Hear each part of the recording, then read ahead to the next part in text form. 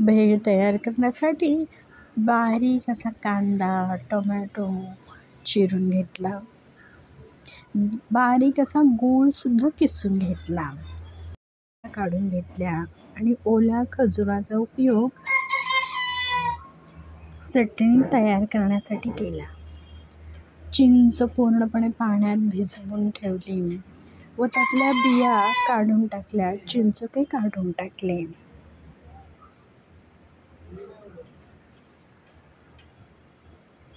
मिक्सरला चिंच, गूळ, खजूर एकत्रितपणे फिरवून त्याची पेस्ट तयार करून घेतली.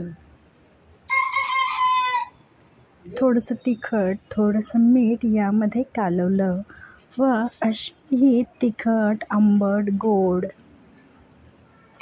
चटणी तयार झाली व ती भेळमध्ये मिक्स करून घेतली.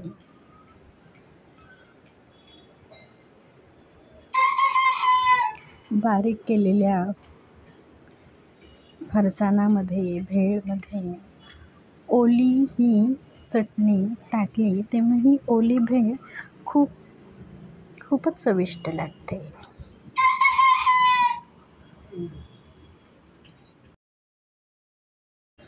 मोड आलेली मटकी कुकरला लावताना थोडीशी हळद व चवीपुरते मीठ टाकले व कपभर मावेल एवढंच अगदी थोडंसं शिजवण्यापुरतं पाणी टाकून मटकी शिजवून घेतली.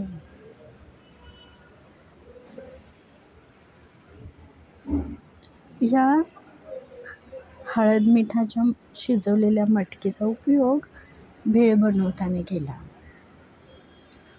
चिंच, गूळ, खजूर यांची आंबट, गोड, तिखट, मीठ घालून केलेली चटणी भेळमध्ये मिक्स केली. त्यानंतर त्याच्यामध्ये कांदा, टोमॅटो बारीक चिरून तो मिक्स केला.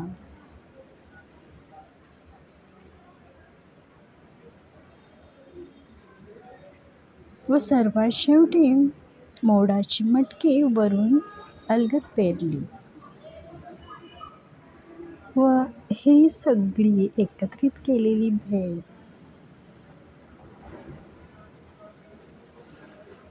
खाण्यासाठी तयार झाली. अशी ही मटकी भेळ खूप पौष्टिक